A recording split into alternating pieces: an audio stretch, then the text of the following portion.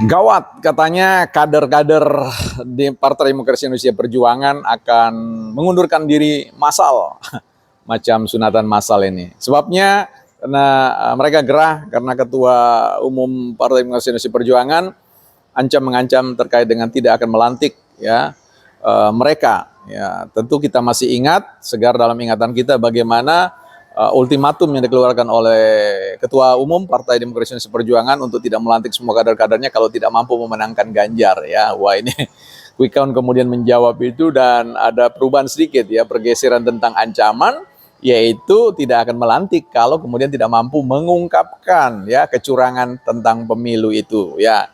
Wah, ini pekerjaan berat bagi kader ya, kasihan, sudah berat untuk merebut hati rakyat, trust publik terkait dengan eksistensi mereka ya, bukan partai politik.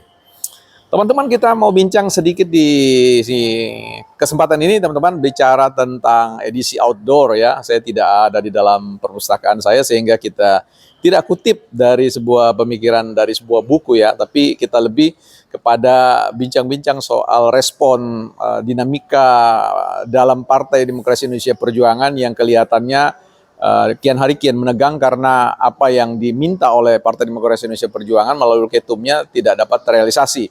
Ya, kalah di putaran pertama, kalah telak ya, bahkan paling bawah ya, buncit ya, menjadi ekor dan bukan kepala di situ dengan perolehan sekitar plus minus 16% ya. Sekalipun digabungkan dengan 1+3 ya tidak bisa sama dengan 2 atau apalagi lebih daripada 2 ya. Nah, ini tentu beban psikis yang luar biasa berat yang harus dipikul oleh para elit ya, para mereka-mereka yang terjun ya di dalam pertarungan legislatif ya. Dan tentu kita sangat iba terhadap mereka karena harus berjibaku, berjuang, berdarah-darah untuk memenangkan hati rakyat, suara rakyat, tetapi kemudian direspon dengan santai, tidak akan dilantik kalau kemudian tidak mampu memenangkan atau kemudian mengungkap data kecurangan. Ini kan sesuatu yang tidak sederhana ya, sesuatu beban yang saya kira tidak akan mungkin dipikul ya.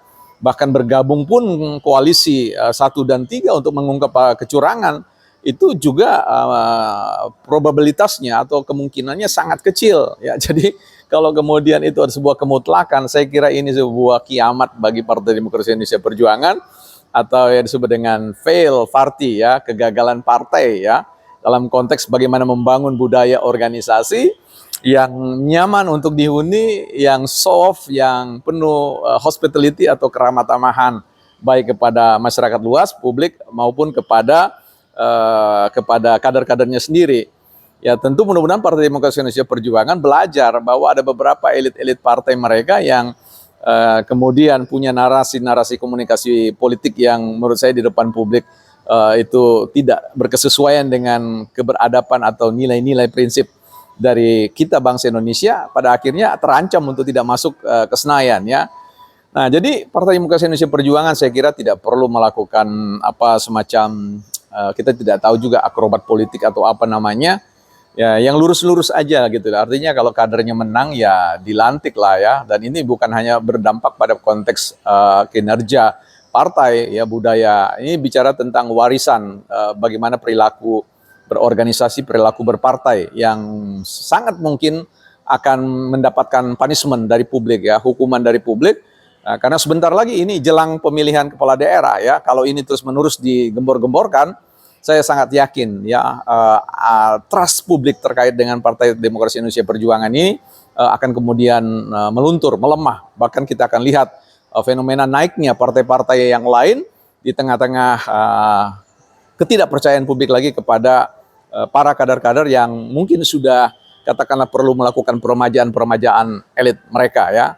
So kalau begitu teman-teman, saya kira ini bagi kita semua juga menjadi sebuah proses pembelajaran bagi kita untuk melihat sebenarnya kita akan mempercayakan suara kita dalam pemilihan-pemilihan kepala daerah nanti kepada siapa ya. Tentu kepada mereka yang tidak terlalu banyak bermanuver ya, tidak terlalu banyak menyembunyikan agenda-agenda politik ya, behind scan ya. Sehingga publik ini kan kalau kita berbicara tentang good governance, tata kelola pemerintahan yang baik atau tata kelola partai yang baik ya, tentu ada keterbukaan, transparansi kepada publik terkait, apalagi kepada konstituen, terkait dengan kebijakan-kebijakan organisasi ya. Bukan sebuah kebijakan organisasi yang kemudian tiba masa tiba akal, bukan kebijakan organisasi yang kemudian ya suka ketua ya, sukanya bos atau sukanya mereka-mereka yang memiliki ya sebut saja shareholder ya, shareholder partai, bukan bicara tentang keterlibatan stakeholder partai ya. Jadi saya kira mudah-mudahan ini sudah cukup lah ya, Partai Demokrasi Indonesia Perjuangan hadir di depan publik dengan narasi-narasi komunikasi politik yang menurut saya ada di titik ya, titik yang menurut saya terendah dari sebuah perjalanan Partai Demokrasi Indonesia Perjuangan ya. So, inilah bincang-bincang kita, bukan partai politik.